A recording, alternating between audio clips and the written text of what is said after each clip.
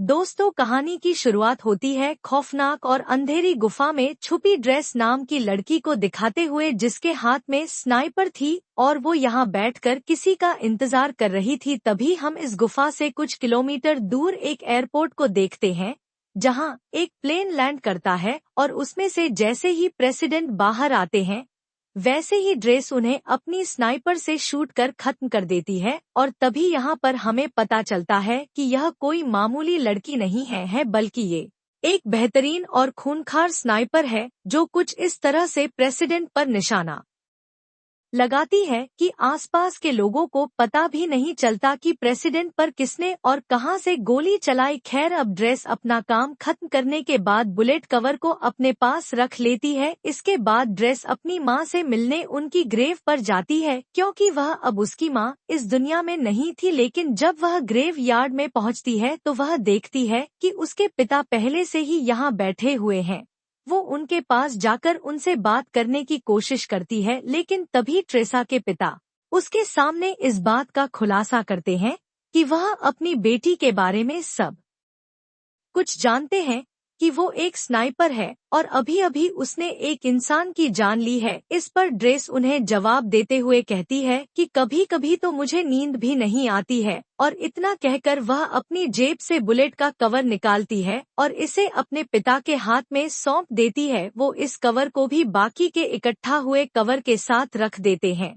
और यहाँ पर हमें पता चलता है कि ड्रेस ने पहले भी बहुत सारे लोगों को मौत के घाट उतारा है। अब ड्रेस के पिता उसे अपने कैंसर के बारे में बताते हैं और कहते हैं कि मेरे पास बहुत कम समय बचा है और मैं केवल कुछ ही दिनों का मेहमान हूँ, लेकिन आने वाले दिनों में अगर मैं नहीं मरा तो इस वैलेंटाइन डे के दिन मैं खुद अपनी जान ले लूंगा। यह सुनते ही ड्रेस के पैरों तले जमीन खसक जाती है। अब वह अपने पिता को ऐसा करने से मना करती है, लेकिन वो अब भी ड्रेस से यही कहते हैं कि यह हम दोनों की आखिरी मुलाकात है और शायद अब हम ना मिले। वहीं दूसरी तरफ हम लवाई नाम के एक आदमी को देखते हैं, जिसे उसके बुरे सपनों ने परेशान कर रखा है। इसलिए लीवाई समुद्र के किनारे बैठकर अक्सर पोयम लिखता है और आज भी वह यहीं बैठा हुआ होता है। तभी ली वाई के पास अचानक एक मैसेज आता है, जिसमें उसे एक एड्रेस पर आने के लिए कहा जाता है। लीवाई मैसेज पढ़ते ही तुरंत अपनी गाड़ी यहाँ से लेकर निकल जाता है और उस एड्रेस पर पहुँच जाता है। वह जैसे ही घर के अंदर एंटर करता है तो यहाँ उसकी मुलाकात एक लेडी से होती है, जिसका नाम होता है बार्थोमू। और इन दोनों की बातों से हमें पता चलता है कि लीवाई पहले मिलिट्री में एक स्नाइपर हुआ करता था, लेकिन अब उसने इस काम से रिटायरमेंट ले ली है और अपना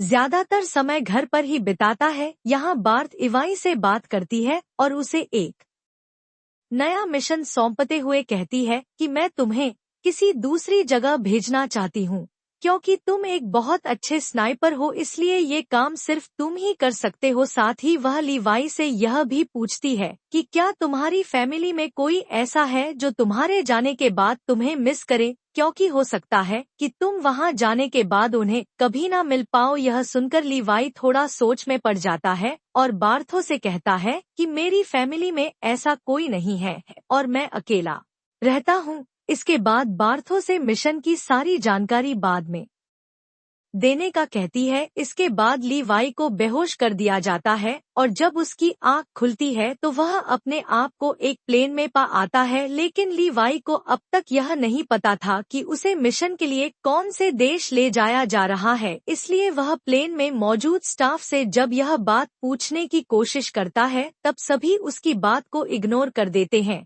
पर एक पायलट आकर लीवाई को बताती है कि तुम्हारी डेस्टिनेशन आ चुकी है और अब वो उसे यही लैंड कराने वाले हैं। साथ ही वो लीवाई से यह भी कहती है कि तुम्हें अपनी मंजिल तक पहुंचने के लिए यहाँ से कम 32 किलोमीटर पैदल चलकर जाना होगा, तभी तुम उस जगह पर पहुंच पाओगे जहां से तुम्हें इस मिशन को अंजाम देना है। इतना कहने के बाद वो लीवाई को एक पैराशूट देती है, जिसे पहनकर वह प्लेन से नीचे बर्फ पर कूद जाता है और फिर धीरे धीरे आगे बढ़ने लगता है। लीवाई को पैदल चलते चलते अब 2 दिन बीत जाते हैं और 2 दिन बाद आखिरकार वह अपनी मंजिल तक पहुंची ही जाता है, जहां सबसे पहले उसकी मुलाकात जीडी नाम के एक आदमी से होती है, जो उसे एक वॉच टावर की तरफ ले जाता है और उसे बताता है कि अगले 1 साल तक तुम यहीं पर काम करोगे। मैंने भी यहाँ पर 1 साल तक काम किया है, लेकिन अब मेरा टाइम पूरा हो चुका है, इसलिए अब तुम्हें यह काम सौंपा गया है। हालांकि लीवाई को अभी समझ नहीं आ रहा था कि आखिर उसे क्या काम करना है। यही सवाल जब वह जेडी से पूछता है तब वह उसे बताता है कि यहाँ एक बहुत ही गहरी खाई है जिसे जॉर्ज नाम दिया गया है। बस लीवाई को इसी की पहरेदारी करनी है और कुछ भी नहीं करना है। इसके बाद वह लीवाई को यहाँ के रूल्स बताते हुए कहता है कि वह महीने में सिर्फ एक बार ही इन लोगों से कांटेक्ट कर सकता है और उसके टावर का नाम वेस्ट टावर है, जबकि दूसरी तरफ एक ईस्टर्न टावर भी मौजूद है, लेकिन वहां के लोगों से लीवाई को किसी भी तरह की कोई बातचीत नहीं करनी है क्योंकि उसका काम सिर्फ अपने मिशन पर ध्यान देना है और ईस्टर्न टावर वाले भी केवल अपने मिशन पर ही फोकस रखते हैं। साथ ही वह लीवाई को यह भी बताता है कि वह 1 साल तक किसी से भी कांटेक्ट नहीं कर सकता है और यहाँ एक ऑटोमेटिक गन भी है जिसे हर रोज लीवाई को रीलोड करना होगा अगर उनमें गोलियां नहीं है तो इसके अलावा नीचे बहुत सारी माइंस भी हैं।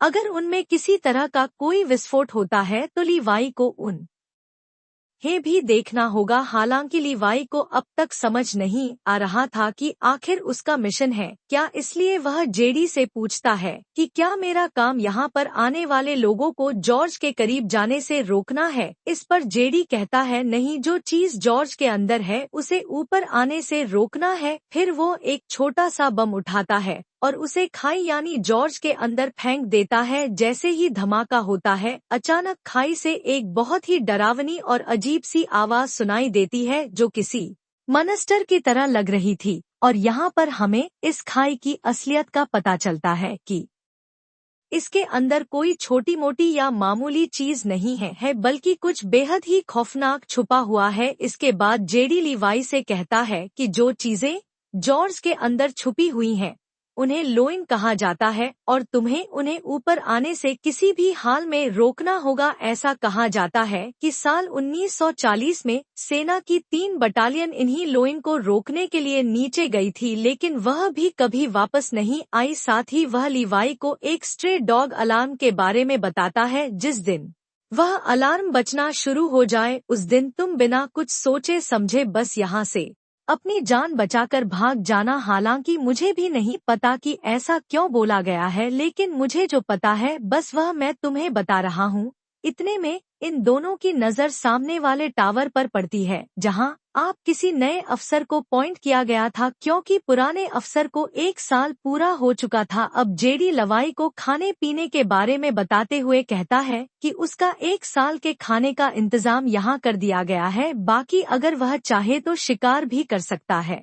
वहीं जेडी लवाई के सामने इस बात का भी खुलासा करता है कि यह जगह 75 सालों से सीक्रेट रही है और किसी को भी इसके बारे में कुछ नहीं पता है और हमें भी आने वाले टाइम में इस जगह को सीक्रेट ही रखना है। इतना कहने के बाद जेडी यहाँ से निकलकर बाहर आ जाता है और सिग्नल देने के लिए जैसे ही स्मोक करता है तब एक हेलीकॉप्टर उसे लेने के लिए आ जाता है और जेडी इसमें चढ़ जाता है, लेकिन हेलीकॉप्टर में मौजूद अफसर पहले उससे उसकी आइडेंटिटी पूछता है और फिर उसे शूट कर मार देता है, जिससे हमें पता चलता है कि यह जगह इतनी सीक्रेट है कि यहाँ से किसी को भी बाहर जाने नहीं दिया जाता है। इधर हम लवाई को देखते हैं जो बिल्कुल वैसे ही करता है जैसा उसे बताया गया था। वो ऑटोमेटिक गन के अंदर गोलियां डालता है और आसपास का जायजा लेने लग जाता है। जब पूरा 1 महीना गुजर जाता है तब वह यहाँ से किसी को कांटेक्ट करने की कोशिश करता है और उन्हें बताता है कि मेरा किसी भी दुश्मन से कोई आमना सामना नहीं हुआ है। इतना कहकर वह कॉल कट कर देता है क्योंकि उसे बस इतनी ही बातें करने की इजाजत दी गई थी और यह मैसेज उसे हर महीने में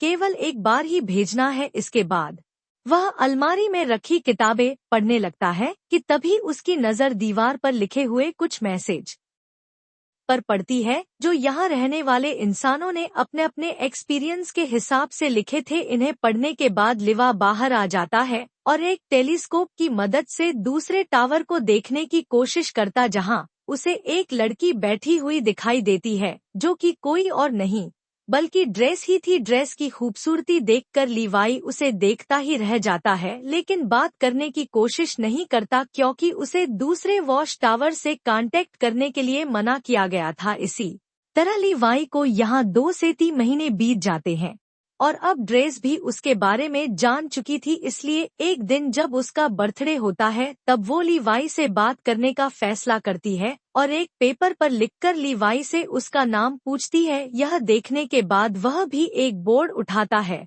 और उसके जरिए ड्रेस को बातचीत करने से मना करता है, लेकिन ड्रेस फिर भी उसे अपना नाम बता देती है, जिसके बाद लीवाई भी ज्यादा ना सोचते हुए अपना नाम लिख देता है और इस तरह दोनों में दोस्ती हो जाती है। एक दिन जब लीवाई को पता चलता है कि ड्रेस एक स्नाइपर है तो वह उसका टेस्ट लेने के लिए उसके सामान पर निशाना लगाता है, जिसके बाद ड्रेस भी अपने आप को प्रूफ करने के लिए स्नाइपर उठाती है और उसके वॉच टावर पर निशाना लगाती है। लेकिन तभी उसकी नज़र कुछ मॉन्स्टर पर पड़ती है जो कि खाई में से बाहर आ रहे थे। वह जल्दी से लीवाई को इशारा करके यह बात बताने की कोशिश करती है, जिसके बाद वो उन मॉन्स्टर पर ताबड़तोड़ फायरिंग शुरू कर देता है, लेकिन उनकी तादाद बहुत ज्यादा थी। इसलिए ड्रेस भी लीवाई की मदद करती है और अपने वॉच टावर से ही उन मॉन्स्टर का खात्मा कर देती है। पर इसी दौरान एक मॉन्स्टर उसके पास पहुंच जाता है जो देखने में आधा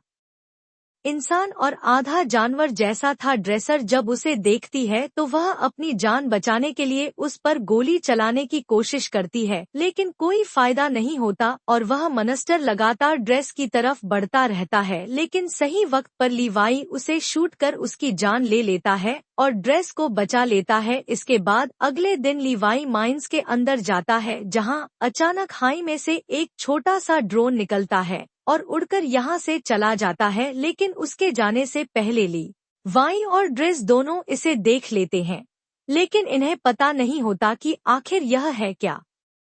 इस तरह इन दोनों को यहाँ कुछ महीने और बीत जाते हैं और अब दिसंबर का महीना शुरू हो चुका था, जहां एक दिन अब लीवाइट ड्रेसर से मिलने का फैसला करता है और वह अपने आरपीजी में जहां मिसाइल डाली जाती है उस जगह पर एक रस्सी को बांध देता है। उसे ऐसा करते हुए ड्रेस भी देख लेती है, लेकिन उसे भी समझ नहीं आता कि आखिर लीवाई करना क्या चाहता है। इतने में लिवा इस मिसाइल को दूसरी तरफ छोड़ देता है जो कि एक रस्सी के सहारे बंधी हुई थी और यह रस्सी ड्रेस के पास पहुंच जाती है, जिसके बाद वह इसे एक पेड़ से बांध देती है और फिर लिवाइस के सहारे यहाँ से दूसरे वॉच टावर तक पहुंच जाता है। इधर ड्रेस जब उसे देखती है तो उसे बहुत ज्यादा खुशी होती है, पर वह लीवाई को गले लगाने से पहले उसे नहाने के लिए कहती है और खुद सीसीटीवी कैमरे की मदद से लीवाई को नहाता हुआ देखती है। इसके बाद ये दोनों एक दूसरे से बहुत सारी बातें करते हैं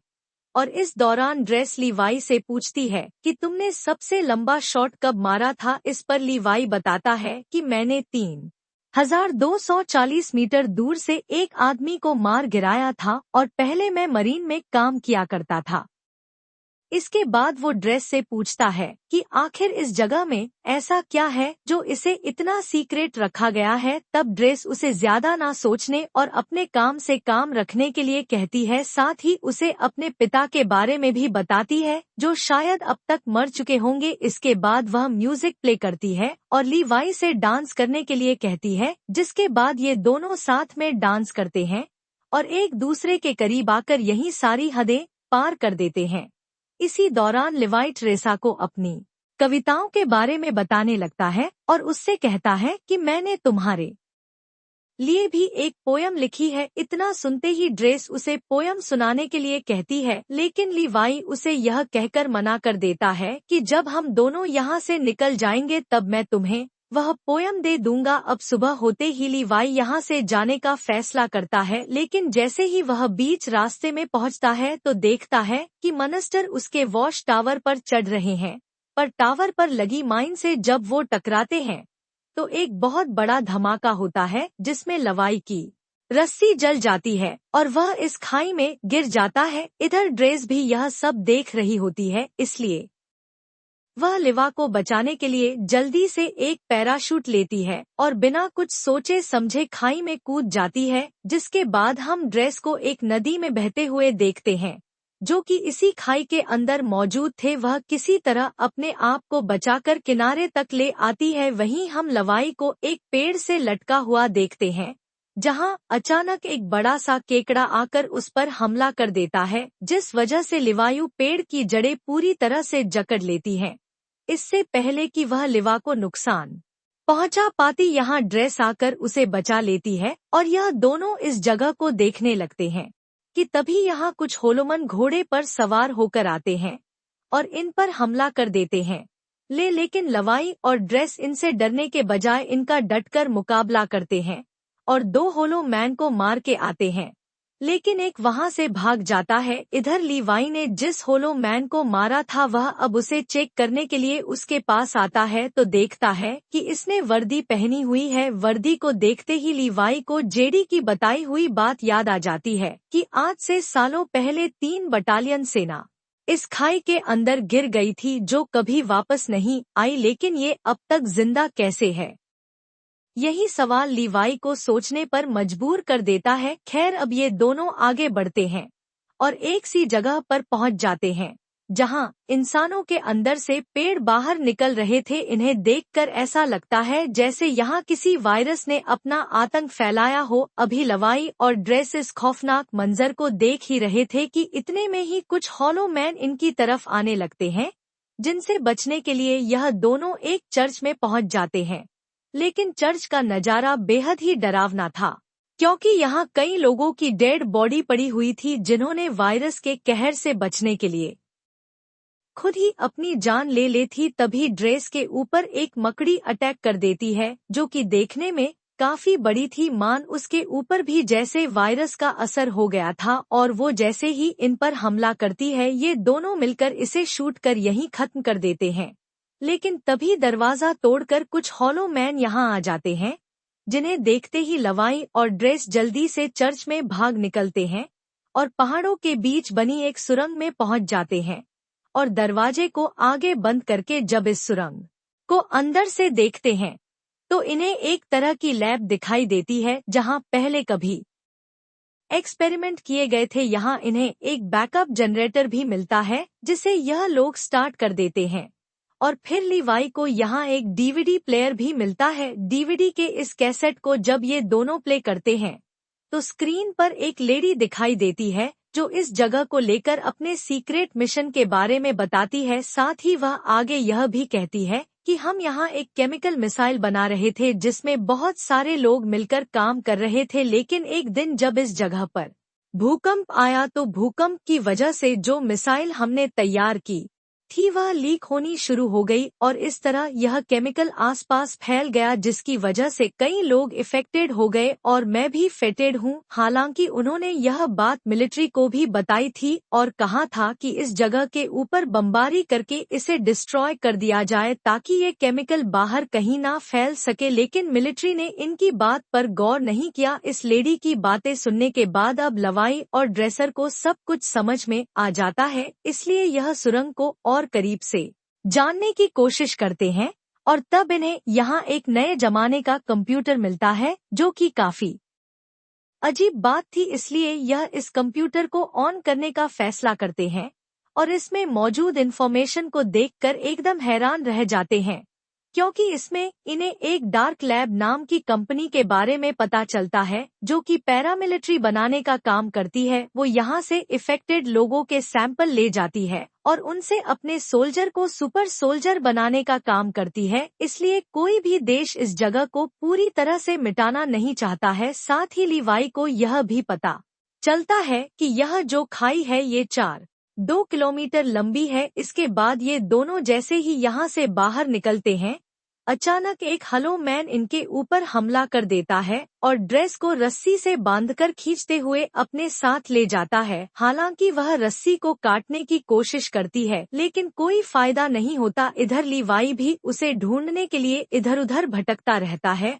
और एक ऐसी जगह पर पहुंचता है जहां एक बहुत बड़ी मिसाइल मौजूद थी। वहीं हम ड्रेस को एक पेड़ से लटका हुआ देखते हैं और वह हॉलो मैन भी उसके सामने ही खड़ा होता है, जिससे ड्रेस उसे खोलने के लिए कहती है। लेकिन वह जब उसकी बात नहीं सुनता तो वह खुद ही किसी तरह अपने हाथों को खोलकर उस पर अटैक कर देती है। काफी देर तक इन दोनों में लड़ाई जारी रहती है। इतने में ही यहाँ लीवाई भी आ जाता है और होलोमन को शूट कर ड्रेस को बचा लेता है, लेकिन जब वह वर्दी पर उसका नाम देखता है तब उसे पता चलता है कि वॉच टावर पर पहरेदारी देने वाला यह पहला इंसान था जो बाद में इफेक्टेड हो गया। इसलिए ये दोनों अब यहाँ से निकलने का फैसला करते हैं और यहाँ खड़ी एक कार के अंदर नई बैटरी डालकर उसे एक रस्सी से बांध देते हैं। जैसे ही कार ऊपर की तरफ जाने लगती है, अचानक यहाँ बहुत सारे होलोमन आ जाते हैं और इन पर हमला कर देते हैं, पर ये दोनों अपनी स्नाइपर से इनमें से कई होलोमैन को मौत के घाट उतार देते हैं। लेकिन एक वक्त पर आकर जब इनकी गोलियां खत्म हो जाती हैं तो यह इनमें आग लगा देते हैं और एक पहाड़ी पर पहुंचकर इस कार को भी नीचे धकेल देते हैं और फिर यह किसी तरह ईस्टर्न टावर तक पहुंच जाते हैं। लेकिन इन्हें इस बात का डर होता है कि इनमें से कोई इफेक्टेड ना हो गया, इसलिए लीवाई अगले दिन रस्सी की मदद से अपने वॉच टावर पर पहुंच जाता है, जहां बार्थो से कांटेक्ट कर पूछती है कि क्या तुम जॉर्ज के अंदर गए थे। इस पर ली वाई मना कर देता है। यह सुनकर बार्थो से कहती है कि हो सकता है कि दूसरे टावर का कोई अफसर जॉर्ज में गया हो, क्योंकि किसी ने हमारे कंप्यूटर को स्टार्ट किया है, इसलिए अब तुम्हें उसे मारना होगा। हालांकि बार्थो ने पहले ही सीसीटीवी फुटेज में देख लिया था कि यह दोनों जॉर्ज में गए थे, लेकिन वह लीवाई के सामने इस बात का इजहार नहीं करती है बल्कि खुद ही अगले दिन यहाँ आ जाती है। लेकिन इसके हेलीकॉप्टर को लीवाई और ड्रेस दोनों देख लेते हैं और इन्हें पता चल जाता है कि यह इन्हें मारने के लिए यहाँ पे आई है, इसलिए यह जल्दी से जंगल की तरफ भाग जाते हैं। लीवाई को पता था कि 2 किलोमीटर को पार करने के बाद यह खाई आपस में मिल जाती है और फिर वह ड्रेस से मिल सकता है, इसलिए यह वॉच टावर के एंटी पर हमला करता है और यहाँ अलार्म बजना शुरू हो जाता है, यानी कि यहाँ अगले 2 मिनट में स्ट्रे डॉग मोड ऑन हो जाएगा और यह जगह अपने आप डिस्ट्रॉय हो जाएगी। अब बार्थो भी यह बात अच्छी तरह से जानती थी, इसलिए वह हेलीकॉप्टर लेकर यहाँ से भागने लगती है। इधर ड्रेसर और लिवायू हैं, जिसके बाद 2 मिनट पूरे होते ही जॉर्ज के अंदर जो मिसाइल रखी हुई थी वो ब्लास्ट हो जाती है और इस ब्लास्ट की वजह से सभी होलोमन मारे जाते हैं। वहीं बार्थो का हेलीकॉप्टर भी इस धमाके की चपेट में आ जाता है, जिस वजह से वो भी मारी जाती है। इधर लिवा भी पानी में गिर जाता है, लेकिन ड्रेस इन सब में बच जाती है और एक जगह बैठकर उसका इंतजार करने लगती है। काफी दिन बीत जाते हैं लेकिन लीवाई का कोई अदा पता नहीं चलता, इसलिए वह उसकी लिखी हुई पोयम खोलकर पढ़ती है और फिर अपनी नई जिंदगी की शुरुआत करती है और एक रेस्टोरेंट में काम करने लगती है। लेकिन तभी अचानक एक दिन वहां लिवायू खुश होती है और फिर यह दोनों एक दूसरे को किस करते हैं और इसी के साथ यह कहानी यहीं खत्म हो जाती है। तो दोस्तों, क्या होता अगर आप लीवाई और ड्रेसर की जगह इस कहानी में होते? क्या आप कुछ अलग करके बेबी दे पाते? कमेंट करके जरूर बताना। वीडियो अच्छी लगी हो तो लाइक और शेयर करके हमारे चैनल फिल्म एडिक्ट को सब्सक्राइब करके बेल आइकॉन प्रेस कीजिए। मिलते हैं अगली वीडियो में। Till then bye bye, take care.